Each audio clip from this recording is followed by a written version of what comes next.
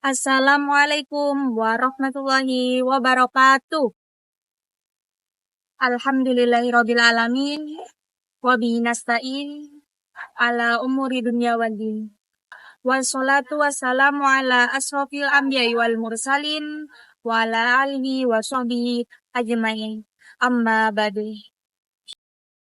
Anak solih-solihahku dan Bapak Ibu yang dirahmati Allah, dalam kesempatan yang berbahagia ini, izinkanlah saya untuk menyampaikan sedikit ilmu mengenai amalan sunnah yang dilakukan oleh Rasulullah. Nabi Muhammad SAW semasa hidupnya mengamalkan sunnah-sunnah yang diperintahkan oleh Allah Subhanahu wa Ta'ala. Maka sebagai umat manusia, kita hendaknya meniru perilaku baik yang telah Nabi Muhammad ajarkan.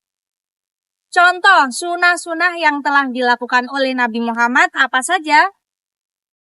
Yang pertama adalah sholat tahajud.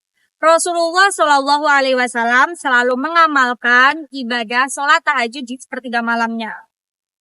Allah menjanjikan kepada setiap para mukmin yang selalu melakukan sholat tahajud di sepertiga malam, doa-doanya akan lebih cepat dikabulkan. Yang kedua adalah membaca ayat suci Al-Quran.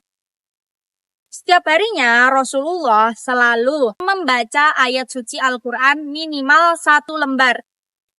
Allah memberikan pahala kepada setiap mukmin atau setiap orang yang selalu membaca ayat suci Al-Quran di setiap harinya. Yang ketiga ada puasa sunnah. Puasa sunnah itu macamnya ada banyak, seperti contohnya puasa Senin Kamis, puasa Daud, puasa Syawal. Puasa-puasa ini biasanya dilakukan oleh Rasulullah SAW untuk mencari pahala dan mendapatkan ridho dari Allah Subhanahu wa Ta'ala. Selanjutnya yang keempat adalah zikir pagi dan petang. Insya Allah, ketika kita melakukan zikir pagi dan petang, Allah akan memberikan pahala kepada kita. Selain itu, Allah akan memudahkan doa-doa kita diijabah. Nabi Muhammad SAW dimanapun ia berada, saat pagi dan petang atau saat dalam perjalanan, beliau selalu memanfaatkan waktu untuk berzikir. Yang kelima ada melaksanakan sholat duha. Rasulullah SAW saat menjelang siang atau dari pagi menuju siang menyisihkan waktunya untuk melaksanakan sholat duha. Sebab sholat duha ini dipercaya akan memudahkan rezeki kita di setiap harinya. Jadi sebelum mengawali pagi, Rasulullah akan melaksanakan sholat duha. Yang keenam, bersedekah. Rasulullah SAW suka memberikan sebagian hartanya kepada orang-orang yang memiliki kekurangan. Bersedekah tidak hanya dilakukan saat bulan Ramadan saja. Kita bisa memberikan sebagian harta kita kepada orang-orang di sekeliling kita yang selalu membutuhkan setiap hari. Bersedekah juga tidak memiliki nominal banyak atau sedikit. Yang penting adalah ikhlas. Yang ketujuh ada melakukan sholat rawatib. Sholat rawatib adalah sholat yang dilakukan setelah atau sebelum melaksanakan sholat wajib.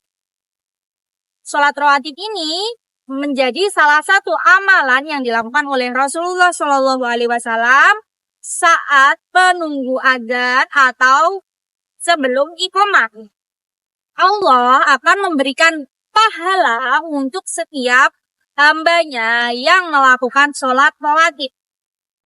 Itu tadi adalah amalan-amalan yang telah dilakukan oleh Rasulullah. Sebagai umatnya, kita harus menirukan hal-hal baik yang telah Rasul contohkan. Sebentar lagi kita akan memasuki bulan Ramadan, maka kita harus memperkencang ibadah kita dengan menjalankan sunnah-sunnah dari Rasulullah untuk mendapatkan pahala Allah Subhanahu wa Ta'ala. Wa tazawwadu fa inna khairaz zadi taqwa. Wattaquni ya ulil albab. Sebaik-baiknya bekal adalah takwa. Maka bertakwalah padaku hai orang-orang yang berakal. Sekian yang bisa saya sampaikan. Wassalamualaikum warahmatullahi wabarakatuh.